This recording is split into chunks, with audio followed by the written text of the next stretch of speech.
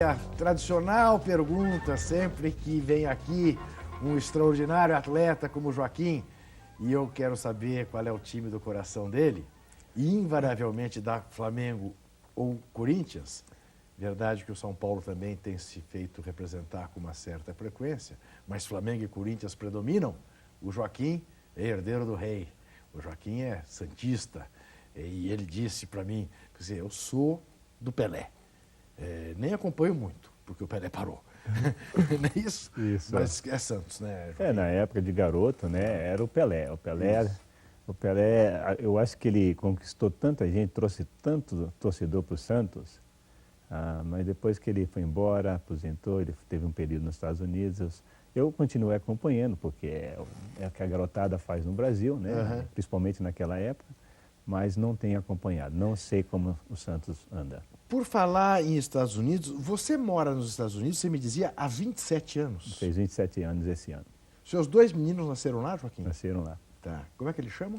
É o Kevin, o Kevin fez 15 anos agora, 2 dias atrás. Kevin. E o Paulo. O Paulo tem? Tem 11 anos. Tem 11. Isso. A sua mulher é americana? Americana. Tá.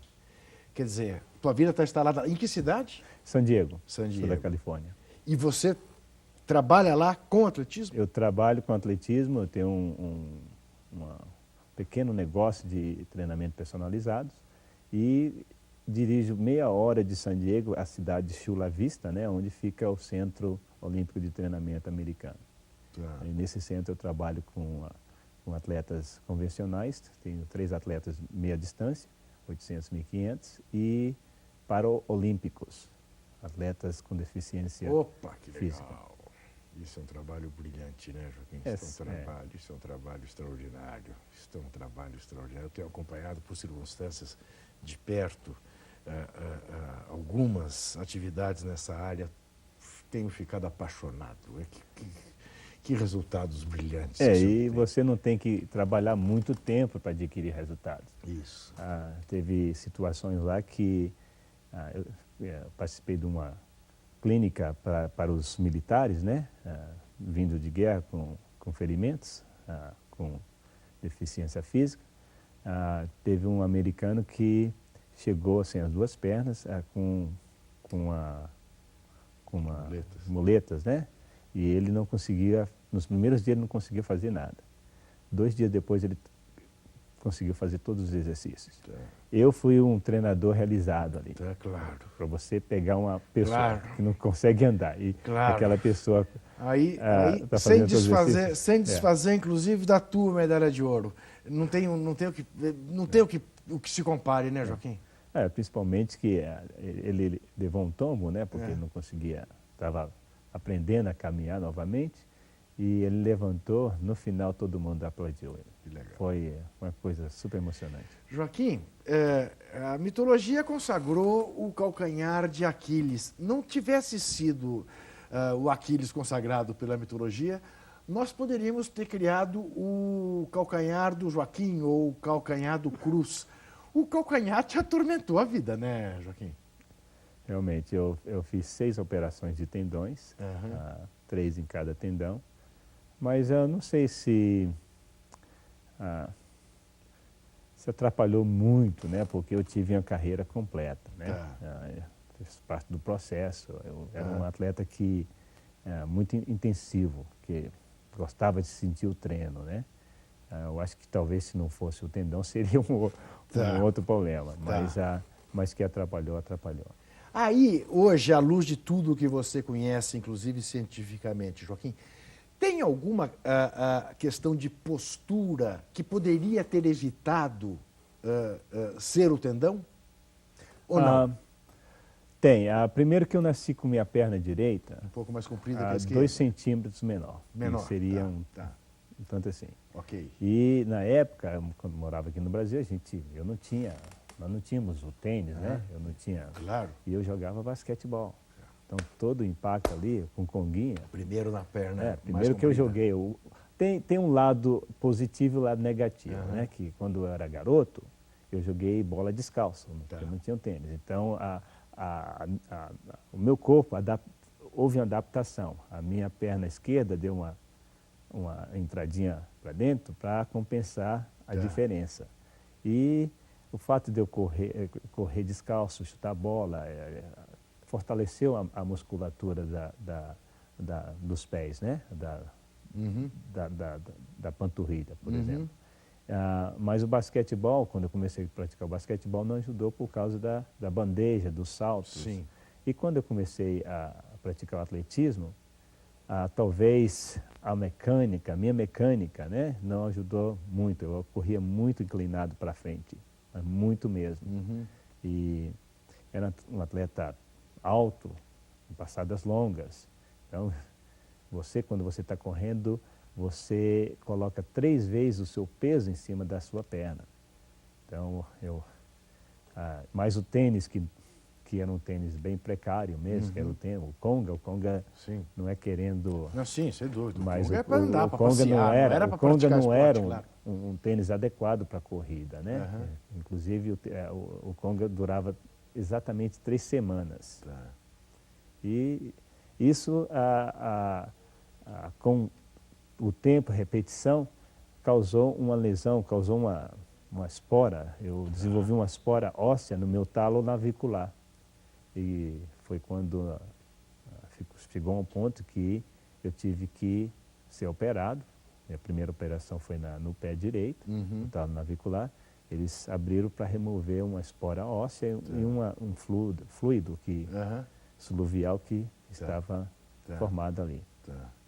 E fale uma coisa, os meninos têm alguma aptidão especial para o esporte? Olha, eles vêm praticando esporte desde garotinho, desde os 3 anos. O Paulo gosta do beisebol, ainda bem, né? Gosta do beisebol. O Kevin do basquete e os 2 gostam do futebol. Do futebol americano. Não é soccer, futebol americano. Não, o Kevin chegou a jogar, os 2 jogaram futebol, né? Mas o futebol dos Estados Unidos não é aquele futebol do Brasil, que a garotada se encontra na rua e junta 2 qualquer times. Qualquer coisa é motivo de bola, né? Coloca a bola no meio e o pessoal vai jogar bola. Não existe isso. Existe o futebol estruturado nos clubes e vai para o clube 2 horinhas, bate bola e também não vê mais a bola durante dias. Só 2 dias depois ou 3 dias depois. E eu joguei bola com eles, mas o tempo nos Estados Unidos é muito corrido, né? Joguei mais o basquetebol, que eu sempre fui o treinador deles, né? Até hoje eu sou, voltando agora eu vou dirigir a equipe do Kevin e do Paulo. O futebol americano eu não joguei com ele, por isso que eu estou preocupado, porque o Kevin jogou futebol agora, no primeiro ano do 2º grau. Eu torcendo para ele não gostar, levar uma pancada, mas ele adorou. É mesmo? Ele adorou. Então, E é o esporte do americano, né? Um esporte de muito trauma, né? Ele joga basquete na escola também. Então, você bate um basquetinho ainda? todos os domingos. É mesmo? Todos os domingos eu jogo um basquete com os veteranos. Olha que legal. Sou conhecido como lebre, né? Lebre? Porque eu jogo de armador, porque eu comecei jogando de pivô, né? Mas devido uns meus puxões, e ainda tenho um corpo de atlética, do atletismo, né? E disputar bola ali embaixo com o pessoal com 10 quilos acima do peso. Desvantajoso. Eu falei, eu vou brincar aqui, armar o jogo e... mas você também, se puser você na ala para puxar contra-ataque, sai de baixo. É a minha força. Nossa Senhora. A gente acabou não falando do livro, mas a gente tem tempo ainda. Vai falar, até já. Estou aqui com o livro sobre ele, da Kátia Rubio, ditado pela Casa do Psicólogo, coleção Psicologia do Esporte. Joaquim Cruz, Estratégias de Preparação Psicológica, da Prática à Teoria. Você vê na capa aí a foto do Joaquim carregando a bandeira do Brasil em Los Angeles. Tão logo ganhou a medalha de ouro, uma foto que correu o mundo e que virou capa de revista, inclusive da revista que eu dirigia à época, a revista Placar. E temos aqui o Joaquim Cruz, que lembremos, agora nos Jogos Pan-Americanos de 2007, foi o porta-bandeira do Brasil, não é isso? Joaquim, o que dessa nossa conversa tem aqui nesse livro? Ou não tem nada dessa nossa conversa nesse livro? O que tem nesse livro?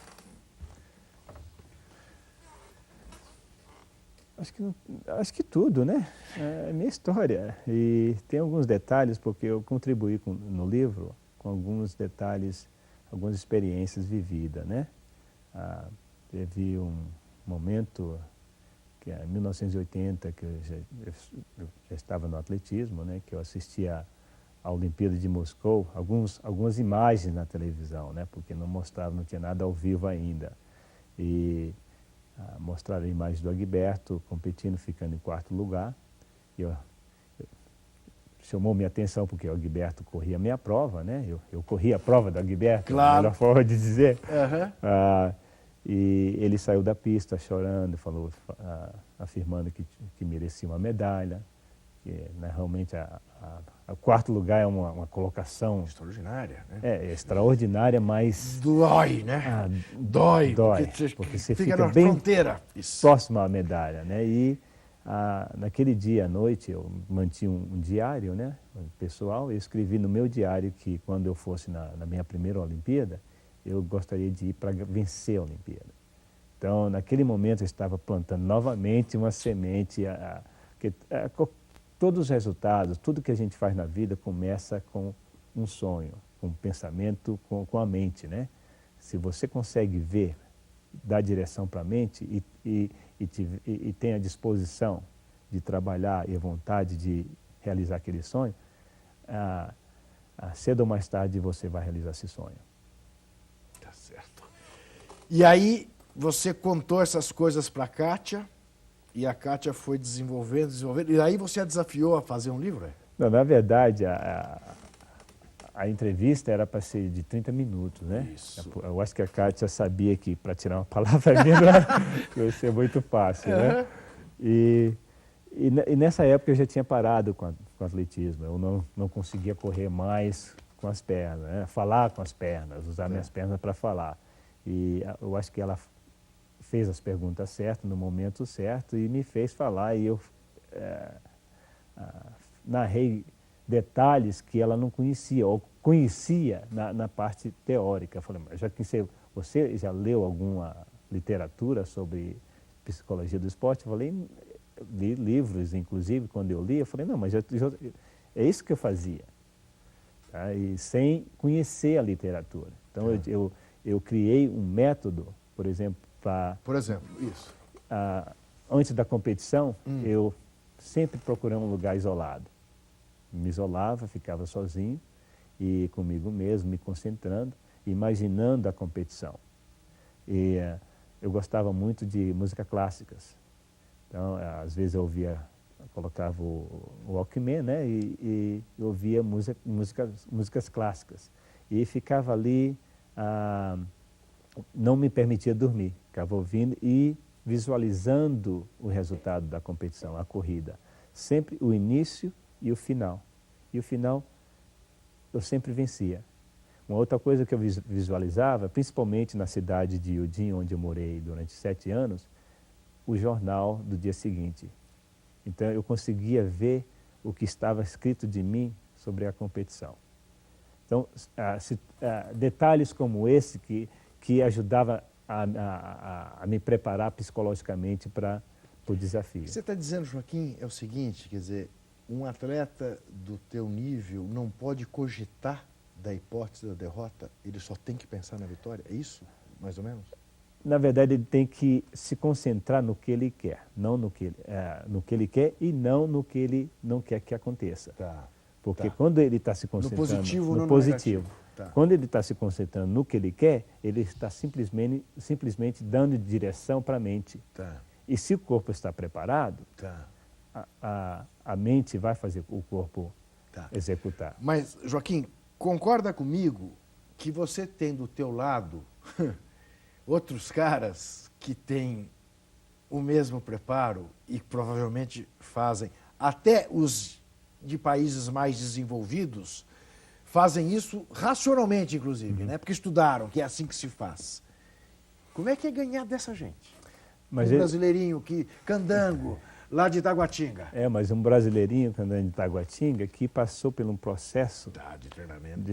Não de treinamento. Tá. Ele, no meu caso, no caso de muitos brasileiros que crescem num ambiente pobre, talvez mais pobre do que eu, que quando ele nasce e chega aos 12 anos, 13 anos, ele é uma conquista fantástica.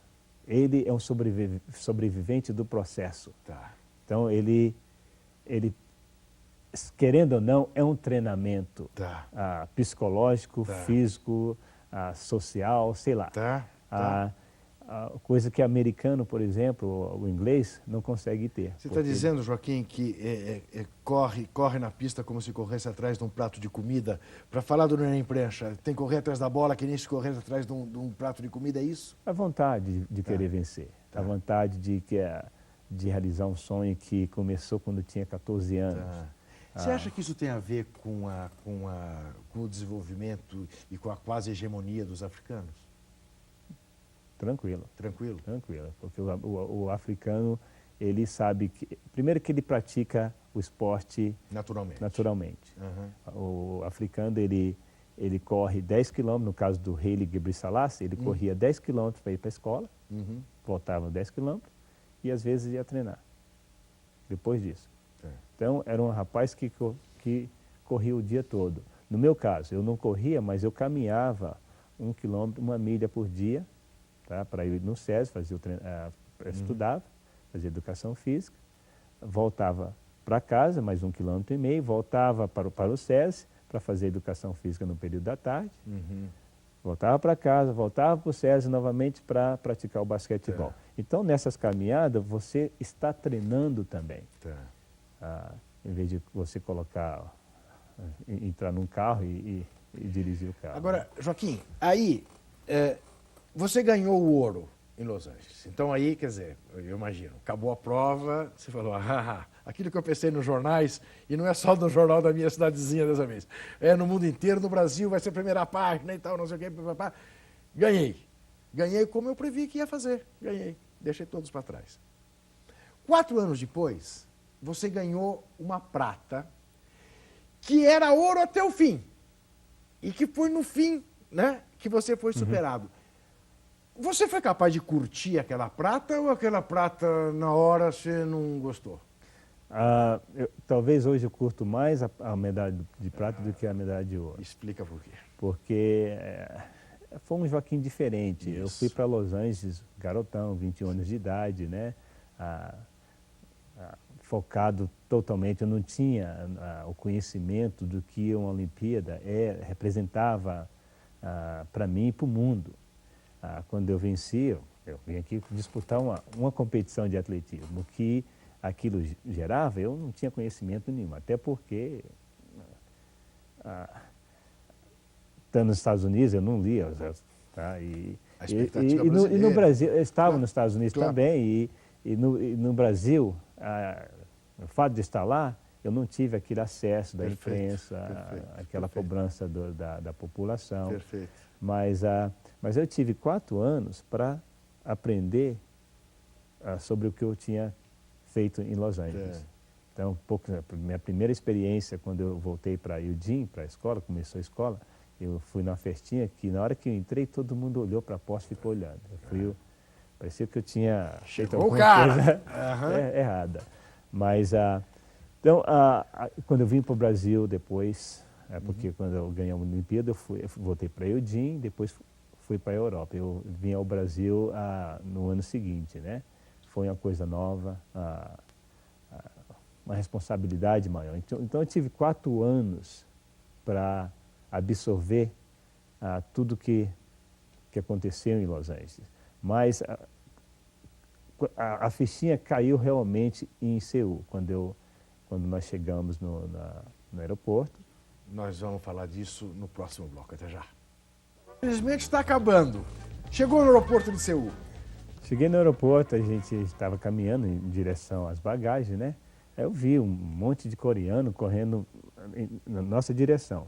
Eu te juro que eu olhei para trás, para ver quem é que estava chegando. Quem é que estava chegando. Eles pararam na minha frente para tirar o foto. Ficou até meio esquisito, né? que eu vou fazer, meu Deus? Aham. Então ali realmente caiu a fichinha. Tá. Que eu não era mais uma figura nacional, e sim mundial. Na Ásia foi a segunda vez que eu tinha ido na Ásia, né? Tá. E o coreano, realmente, eu conheci um Joaquim diferente naquele momento. Aham. E aí você vai e ganha a prata. E a prata, então, teve esse sentido de você ser capaz de curtir o que significava um segundo lugar numa disputa daquele porte.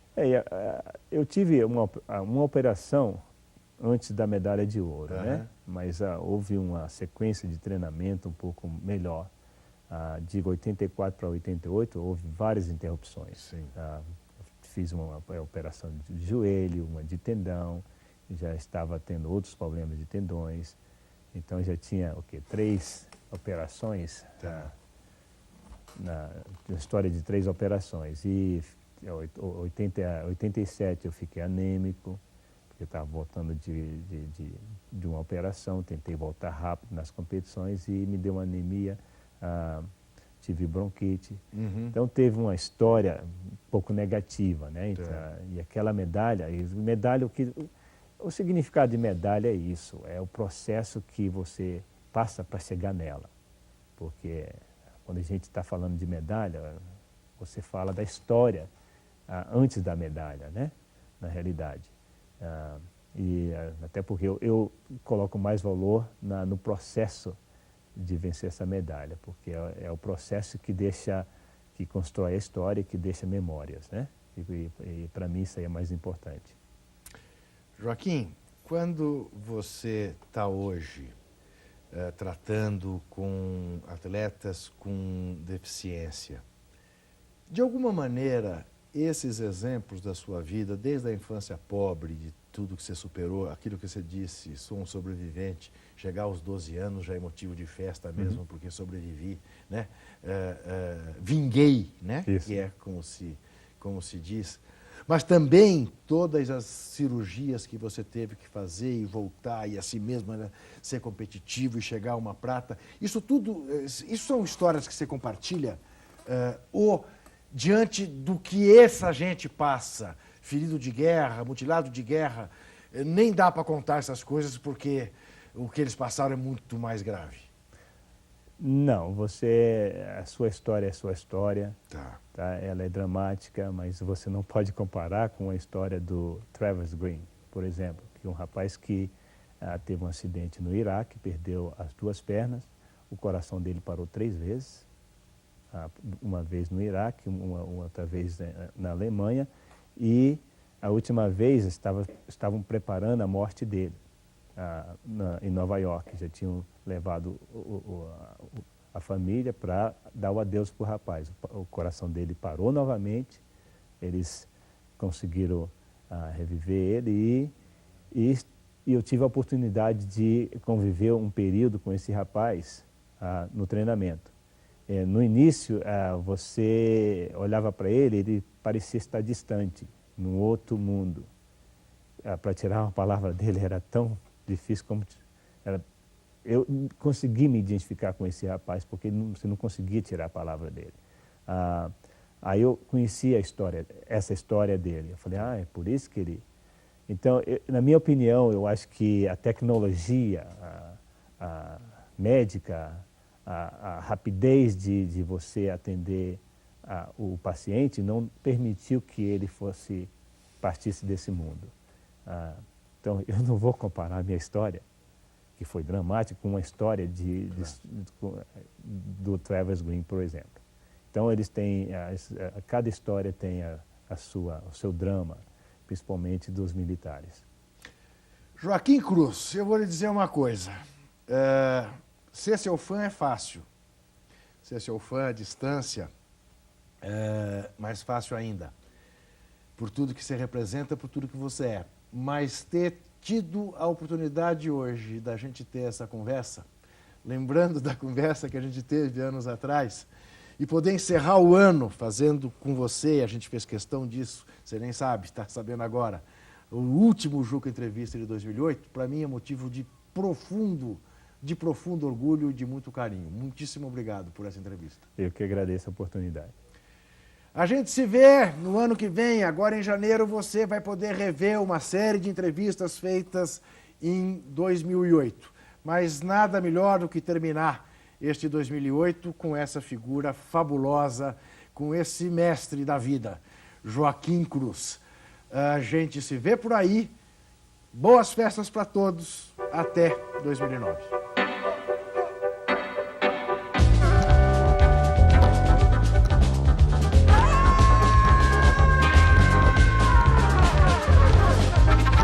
Como foi bom perceber que Joaquim Cruz, que durante anos falou tão bem com as pernas, depois que amadureceu, passou a ser capaz também de falar tão bem com a boca e nos ensinar tanta coisa. Que campeão!